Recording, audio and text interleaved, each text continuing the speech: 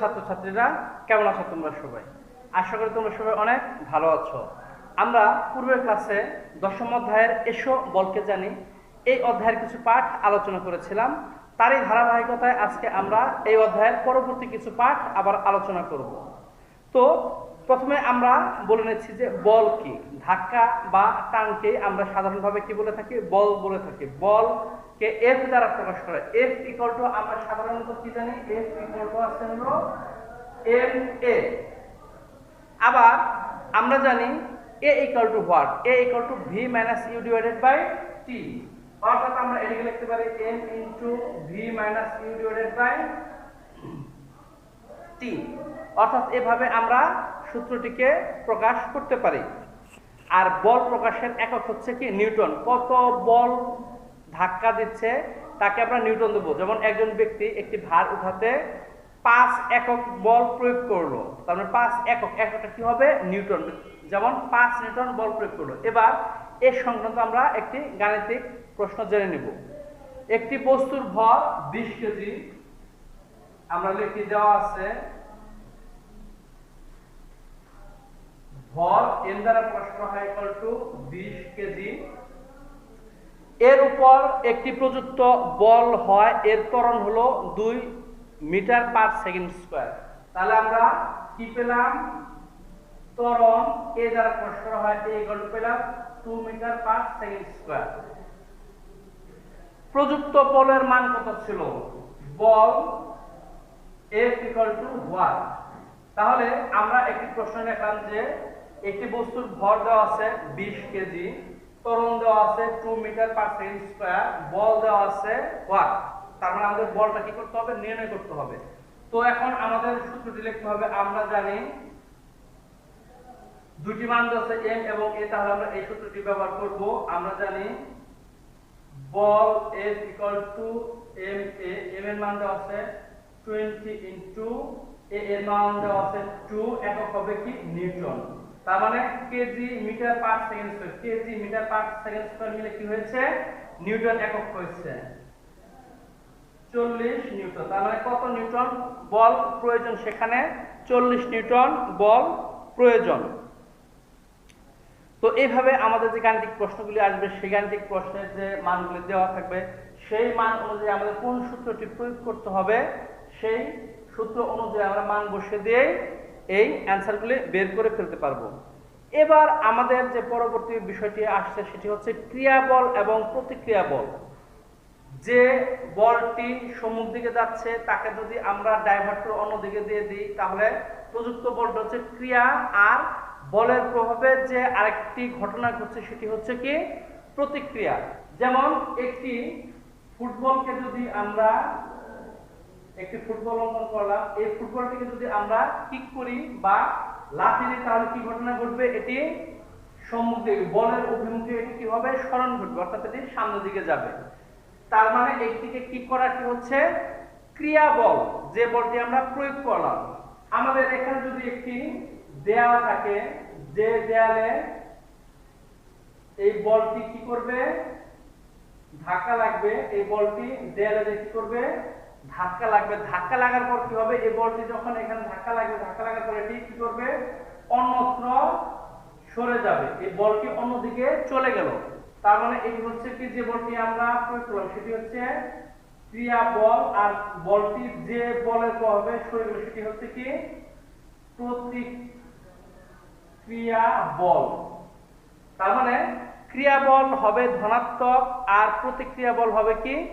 ঋণাত্মক। তো নিউটনের সূত্র অনুযায়ী আমরা জানি যে ক্রিয়া বল এবং প্রতিক্রিয়া বল পরস্পর কি হয়? সমান হয় এবং বিপরীতমুখী হয়। আমাদের ক্রিয়া বলকে যদি আমরা F দ্বারা প্রকাশ করি আর প্রতিক্রিয়া বলকে আমরা মাইনাস F দ্বারা প্রকাশ করি, অর্থাৎ F সমান মাইনাস F, অর্থাৎ ক্রিয়া বল এবং প্রতিক্রিয়া বল পরস্পর সমান এবং কি? বিপরীত।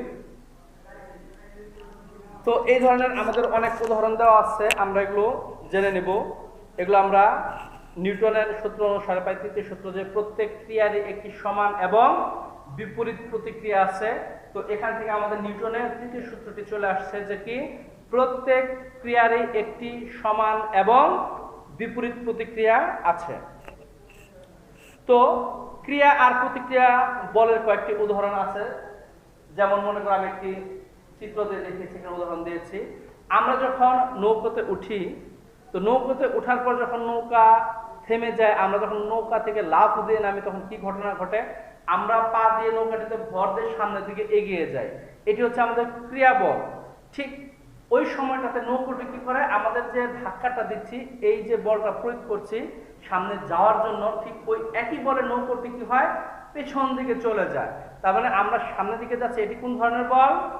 এটি হচ্ছে ক্রিয়া বল। আর নৌকাটি যে আমাদের যাওয়ার ফলে পেছন দিকে সরে যাচ্ছে, এটি কোন ধরনের বল? এটি হচ্ছে প্রতিক্রিয়া বল। আবার আমরা যখন চলাফেরা করি, আমাদের পা দ্বারা আমরা কি করি, মাটির সাথে সংঘর্ষ বা ঘর্ষণ করে সামনের দিকে এগিয়ে যাই। সামনের দিকে এগিয়ে যাওয়াটা হচ্ছে ক্রিয়া বল, এবং মাটিতে যে বল প্রয়োগ করে আমরা সামনে দিকে গেলাম, সেই মাটিতে প্রয়োগকৃত বলটি হচ্ছে কি, প্রতিক্রিয়া বল। এই ধরনের আরো অনেক উদাহরণ আছে, যেটি তোমরা বইটি একটু পড়লেই জানতে পারবে, আমি অনেকগুলি বলে দিয়েছি। এবার বলের প্রকৃতি, বল আসলে কি কি ধরনের হয়। তো এই হিসেবে বলকে 4টি মৌলিক বলে বিভক্ত করা হয়েছে। একটি হচ্ছে মহাকর্ষ বল, একটি হচ্ছে তড়িৎ চুম্বক বল বা বিদ্যুৎ চুম্বকীয় বল, একটি হচ্ছে দুর্বল নিউক্লিয় বল, একটি হচ্ছে কি সবল নিউক্লিয় বল। তো আমাদের এখন এই যে 4টি মৌলিক বল আমরা শিখলাম, এই মৌলিক বলগুলো একটু জানতে হবে, সেগুলো কোন ধরনের মৌলিক বল। তো মহাকর্ষ যে বল হচ্ছে, সেটি হচ্ছে পৃথিবী আর পৃথিবীকে ঘিরে ঘুরতেছে কে, চাঁদ, এদের মধ্যে কি একটি বল কার্যকর আছে। মানে পৃথিবী এবং পৃথিবীর বাইরে কোনো বস্তুর মধ্যে যে আকর্ষণ বল হয়, সেটাকে আমরা সাধারণত কি বলবো, মহাকর্ষ বল বলবো। তার মানে আমরা মহাকর্ষ বল সম্পর্কে জানতে পেলাম, পৃথিবী এবং পৃথিবীর বাইরে যে টান বা আকর্ষণ বল রয়েছে, সেটাকে আমরা মহাকর্ষ বল হিসেবে বলবো। এবার তড়িৎ চুম্বক বা বিদ্যুৎ চুম্বকীয় বল, যদি আমরা কোনোভাবে বিদ্যুৎ বা চুম্বক তৈরি করতে পারি, সেগুলো কি করে, অচুম্বক পদার্থকে কি করে, তার একটি ক্ষেত্রে বা তার একটি সীমানাতে আকর্ষণ করবে। এই ধরনের বলকে আমরা তড়িৎ চুম্বকীয় বল বা বিদ্যুৎ চুম্বকীয় বল বলবো। এই বলটা মধ্যাকর্ষণ শক্তির তুলনায় অনেক শক্তিশালী, মধ্যাকর্ষণ শক্তির থেকে এটা অনেক বেশি শক্তিশালী। এর মানটা হচ্ছে 10⁻36 গুণ বা ট্রিলিয়ন ট্রিলিয়ন ট্রিলিয়ন গুণও শক্তিশালী। তার মানে এটি অনেক শক্তিশালী বল, এই তড়িৎ চুম্বকীয় বা বিদ্যুৎ চুম্বকীয় বলটি। এবার আমরা পড়বো দুর্বল নিউক্লিয় বল। এই যেটাকে যে মান বললাম 10⁻36, এই বলের যে মান, এই মানগুলি অবশ্যই মুখস্থ রাখতে হবে, এগুলি ছোট প্রশ্ন নৈর্বৃত্ত থেকে আসতে পারে। এবার আমরা দুর্বল নিউক্লিয় বলটি পড়বো। দুর্বল নিউক্লিয় বল, এটি চুম্বক বল থেকে দুর্বল, কিন্তু মোটেও মহাকর্ষ বলের মতো এত দুর্বল নয়। এর মানটি যে কাজ করে সেটি হচ্ছে 10⁻18 m। তেজস্ক্রিয় নিউক্লিয়াস থেকে যে বেটা রশ্মি বা ইলেকট্রন বের হয়, সেটার কারণে এই দুর্বল নিউক্লিয় বলটির সৃষ্টি হয়। তো আমরা এই বিটা রশ্মির ফলে দুর্বল নিউক্লিয় বলের সৃষ্টি হয়, এটি আমরা জানতে পারি। এবার সবল নিউক্লিয় বল, সবল নিউক্লিয় বল বলতে আমরা বুঝতেছি যে দুর্বল নিউক্লিয় বল অপেক্ষা অবশ্যই শক্তিশালী। এটির মানটি হচ্ছে, পূর্বেটি ছিল 10⁻18 m, আর এটি হচ্ছে 10⁻15 m। এটি এত মিটার দূরত্ব পর্যন্ত কাজ করবে। পরমাণু কেন্দ্রে যে নিউক্লিয়াস রয়েছে, এর ভেতরকার আমরা জানি প্রোটন এবং নিউট্রন থাকে। এই প্রোটন এবং নিউট্রন নিজেদের মাঝে এই প্রচন্ড শক্তিশালী বল দ্বারা কাজ করে নিজেদেরকে আটকে রাখে। তার মানে এটি হচ্ছে কি সবল নিউক্লিয় বল। পরমাণু কেন্দ্র, নিউক্লিয়াস আমরা জানি প্রোটন নিউট্রন থাকে, এদের মধ্যে আকর্ষণ বলটাই হচ্ছে সবল নিউক্লিয় বল।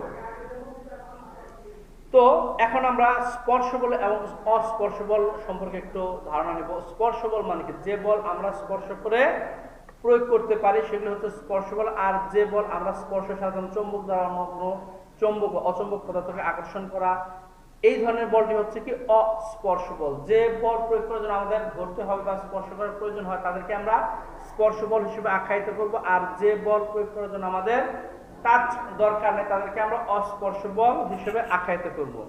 এবার সবচেয়ে গুরুত্বপূর্ণ একটি বিষয় হচ্ছে ঘর্ষণ বল। আমরা জানি যে ঘর্ষণ বল আসলে কোনগুলি। যদি আমরা একটি তলের উপর দিয়ে কোনো বস্তুকে টেনে নেই, তাহলে তার কি হবে, যে বলে আমরা টেনে নেব তার মাঝে একটা ফ্রিকশন বা ঘর্ষণ তৈরি হবে। এই যে বাধা দানকারী বল সৃষ্টি হচ্ছে, এটিকে আমরা ঘর্ষণ বল হিসেবে আখ্যায়িত করব। আমরা যদি কোনো একটি অমসৃণ তলে কোনো একটি গোলাকার বলকে ঠেলে দেই, তাহলে বলটি প্রথমে যে বেগে থাকবে, সময় অতিবাহিত হওয়ার সাথে সাথে বস্তু বা বলটি দূরত্ব অতিক্রম করতে থাকবে এবং তার বেগ হারাতে থাকবে। একটি পর্যায়ে গিয়ে দেখা যাবে যে সেই বলটি কি হয়েছে, থেমে গিয়েছে, অর্থাৎ সে আর বলটি পাচ্ছে না। তার মানে এই যে থেমে গেল, আমরা নিউটনের সূত্র অনুযায়ী জেনেছিলাম যে কোনো বস্তু যদি বাধা না পায় তাহলে গতিশীল বস্তু কি করবে, ওই সমত্বরণে কি করবে, বলের অভিমুখে চলতে থাকবে, কিন্তু আসলে বলটি কি হচ্ছে, থেমে যাচ্ছে। এর কারণ হচ্ছে আমরা যে পৃষ্ঠতলে বলটিকে ধাক্কা দিয়েছিলাম সেই পৃষ্ঠের যে অংশটি আছে তার সাথে বলের একটি সংঘর্ষ বা ঘর্ষণ বল সৃষ্টি হচ্ছে বা বাধাদানকারী বল সৃষ্টি হচ্ছে, যার ফলে এই বাধাদানকারী বলের জন্য এই বলটি কি হচ্ছে, ধীরে ধীরে বেগ হারিয়ে থেমে যাচ্ছে। তো এই জাতীয় চিত্রগুলি তোমাদের বই দেওয়া আছে, দেখবে যে আসলে এদের মধ্যে অমসৃণ যে পৃষ্ঠগুলি আছে বা মসৃণ পৃষ্ঠ থাকলে সেখানে দেখা যাবে, আমরা যদি একটু জুম করে দেখি সেখানে দেখা যাবে অসংখ্য কি আছে, খাস কাটা অংশ আছে বা অমসৃণ পৃষ্ঠ বা তল রয়েছে। এবার আমরা ঘর্ষণ বলের প্রকারভেদ করব। এটি হচ্ছে স্থিতি ঘর্ষণ, গতি ঘর্ষণ, আবর্ত ঘর্ষণ, প্রবাহী ঘর্ষণ।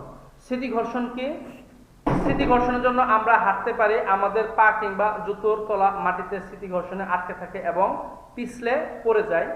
গতি ঘর্ষণ, একটি বস্তু সাপেক্ষে অন্য বস্তু যখন চলমান হয় তখন যে ঘর্ষণ বল তৈরি হয় তাকে আমরা গতি ঘর্ষণ বলবো। আবর্ত ঘর্ষণ মানে ঘূর্ণায়মান থাকবে, একটি তলের উপর যখন অন্য একটি বস্তু গড়িয়ে বা ঘুরতে চলতে থাকে সেটাকে আমরা আবর্ত ঘর্ষণ বলবো। প্রবাহী ঘর্ষণ মানে প্রবাহিত হবে, ফ্লো। যখন কোনো বস্তু তরল বা বায়বীয় পদার্থের ভেতর দিয়ে যায় তখন সেটি যে ঘর্ষণ বল অনুভব করে সেটি হচ্ছে প্রবাহী ঘর্ষণ। এবার আমরা ঘর্ষণ বাড়ানো বা কমানোর উপায় সম্পর্কে জানবো। ঘর্ষণ কমানোর জন্য আমরা যে সমস্ত কাজগুলি করে থাকি, কি করে থাকি, বিভিন্ন তেল, গ্রিস বা মোবিল জাতীয় পদার্থ ব্যবহার করে থাকি, বল বা বিয়ারিং ব্যবহার করে থাকি যাতে ঘর্ষণ কম হয় এবং বস্তুর ক্ষয়টি কি হয়, কম হয়।